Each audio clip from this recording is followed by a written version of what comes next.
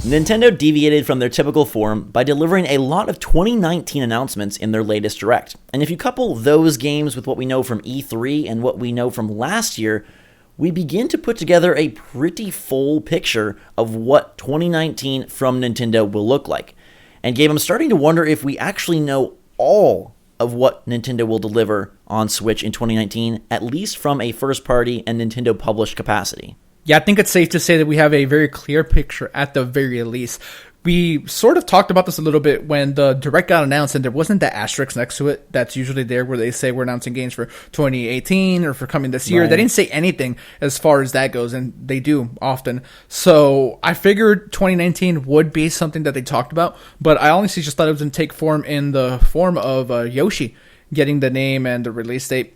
And they've gone above and beyond as far as releasing games for 2019. So why don't we talk about that a little bit, Zach? What are all the games that we know about? Yes, so we're going by Nintendo published titles, and most of them are first party. There's just a plethora of really big franchises.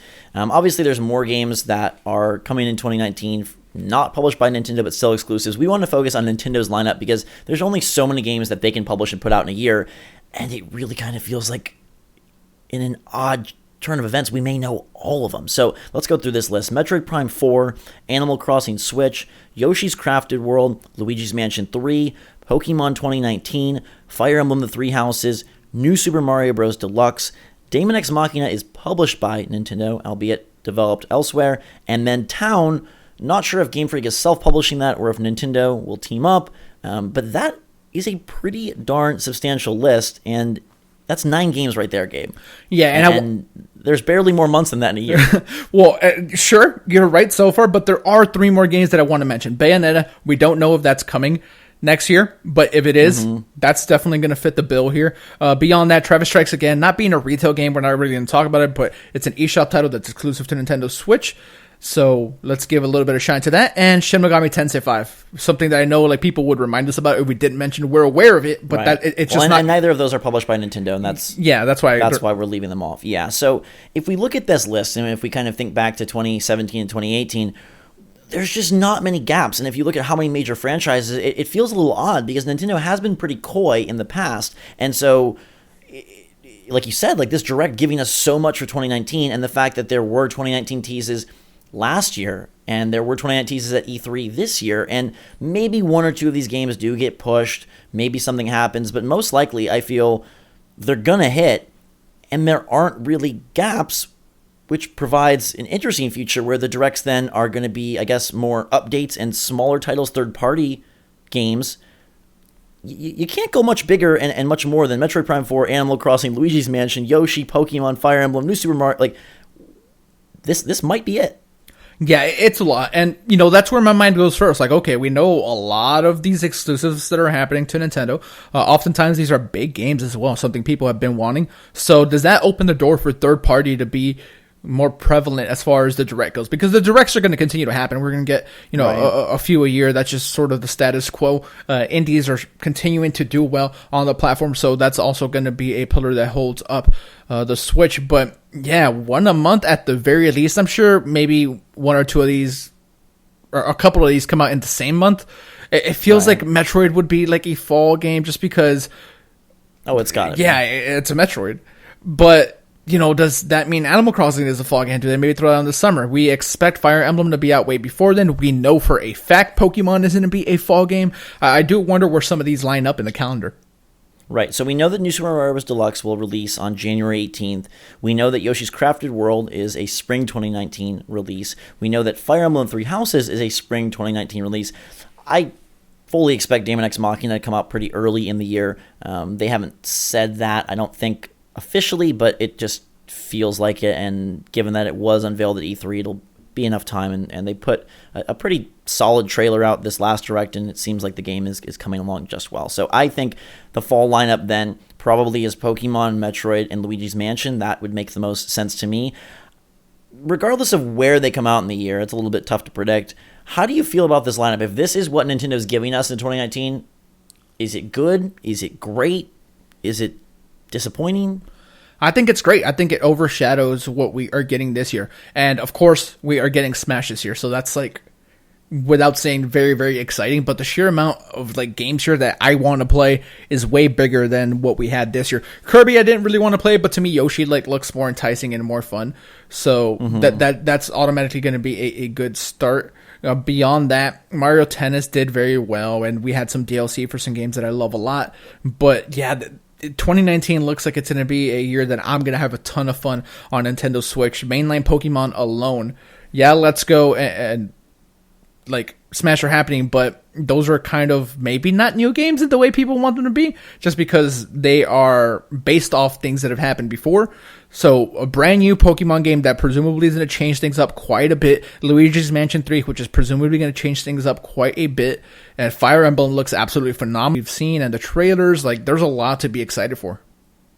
I think the big takeaway here is when we look at Nintendo's published efforts in 2017, 2018, a sizable portion of them are ports. This year in Donkey Kong Country Tropical Freeze, in Captain Toad, in Hyrule Warriors.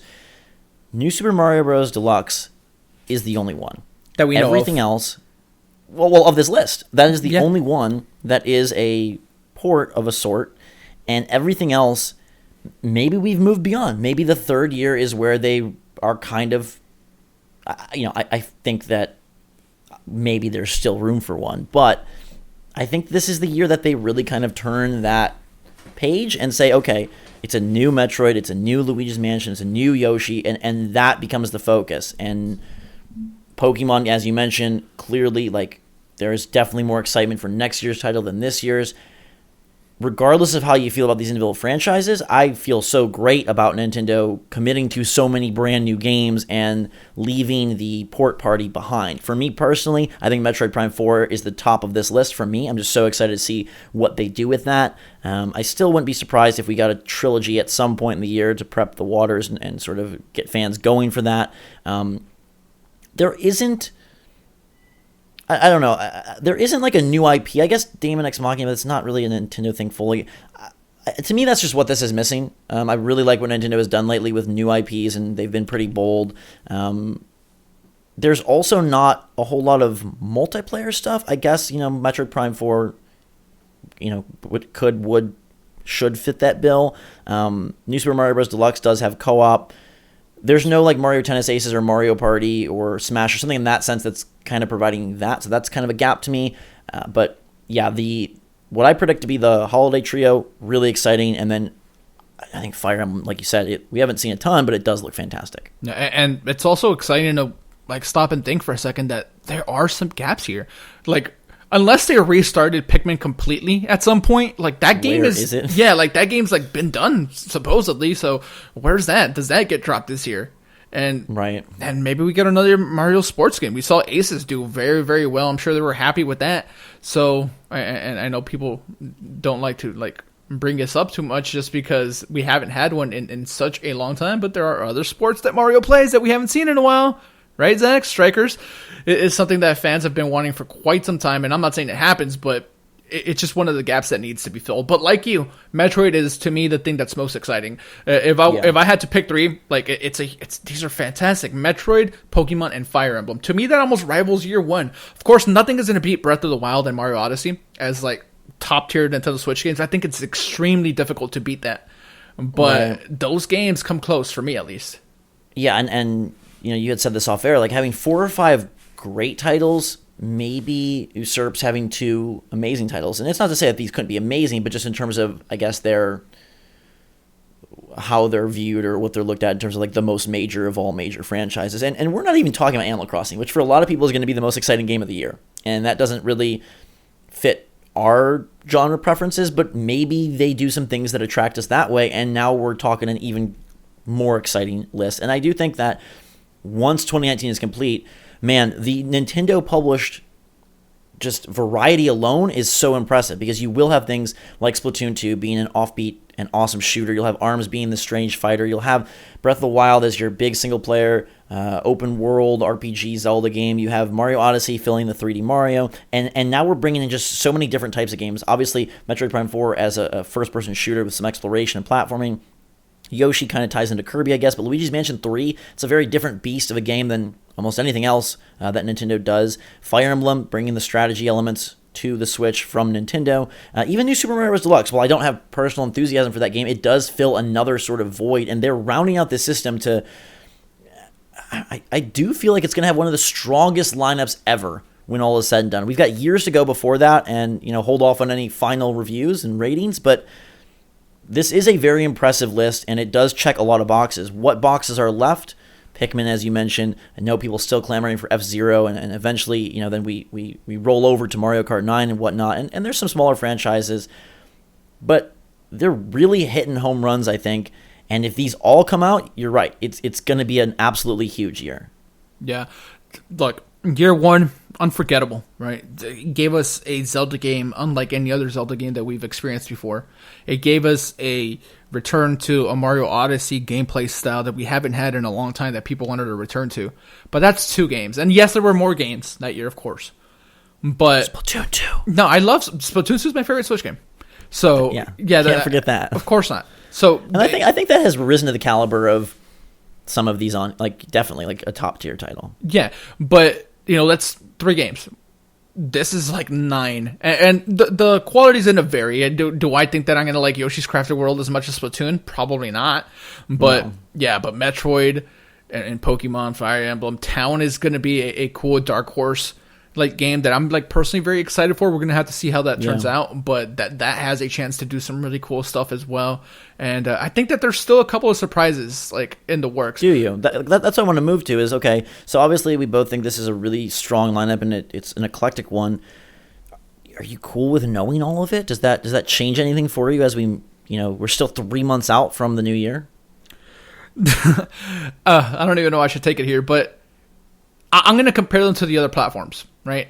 Sony, first party, we've known a lot of these things that forever, are coming. Yeah. And their green brethren, they don't, I'm sorry to say, what do they even have? Really, for Forza and Gears, and I'm sure there's a Fable game in development that people keep trying to keep a secret. Halo Infinite. Sure. But we know about those things, and those are very spaced apart. These is 9 or 10 games, all within 1 year. And I know Nintendo pushes back stuff sometimes. Breath of the Wild didn't come out when it was originally supposed to. It switched to an entirely different platform. So there is history of it, but for the most part, Nintendo doesn't delay things too really often. Good. Yeah, they're pretty good about that. Right, and I feel like yes, dates without specific months and days can change very easily, and Town's something that strikes me as okay, given the Pokemon 2019 focus, does that make it out? I don't know. But for most of these, I don't think there's a world where Metroid Prime 4 is moving to 2020. Yeah, same. I don't feel like that at all. Zach, but I'm sorry, I didn't answer your original question. Yes, I think there's at least 1 or 2 more surprises. Or I don't know that they're going to be huge surprises, but I think they would be more of the port variety. Yeah, maybe. I feel like that's where it fits in, because look, Nintendo is so committed to regular releases, at least that they can control, and they are doing that once again. And this is a diverse and dominant lineup. Do they want to put in, some of the things we talked about, a Metroid Prime trilogy, some sort of Mario Maker? Maybe, maybe not. I think a multiplayer game would be something they want to do, but perhaps they have third-party partnerships that we don't yet know about that are going to cover that ground. I guess for me, I am a big fan of surprises. I think one thing Nintendo currently does better than anybody is building up the fervor, building up the hype, and then they either deliver or they don't, but there is that wow factor. And as you mentioned, Sony has been very upfront with here's our games, they're coming out down the road, but let's get to know them, and then they turn out great. So at the end of the day, once you've played, doesn't really matter. I do love some of the mystique that Nintendo and Reggie and the whole direct culture has created. I'll miss that a bit in 2019, but at the same time, diving into the first gameplay trailer for Animal Crossing will feel new, and diving into the first gameplay trailer for Metroid Prime 4 will feel new. So they do still have opportunities to impress and wow and surprise, even if the titles or the type of game is already established. Yeah, I agree. So let us know your take in the comments down below, guys and girls, on how you feel about knowing just about everything for 2019 and how you feel the lineup works for you. What titles are you most excited for? Are they missing anything? Do you think there's room for more? Some of them delayed. A lot to discuss here, so we'd love to hear your take. We didn't really talk a lot about Town, but again, as Gabe mentioned, kind of a dark horse title. How do you guys feel about that one? Everything else is pretty big. And in a year when you can also barely talk about Pokemon 2019, hey, that's going to be the big seller, right? Yeah. So it's crazy. I think, I'm always concerned about third party and how that works, but they are setting up for just a beautiful 2019. Let us know your take. Make sure to subscribe to stay up to date on all the latest and greatest from the Switch and its slew of releases. Follow us on Twitter, Discord. We got links in the description below. And until next time, everybody, for myself and Gabe, thanks so much for watching. Have a fantastic day. We love you, and we're loving 2019 so far. So until next time, Switch Force out.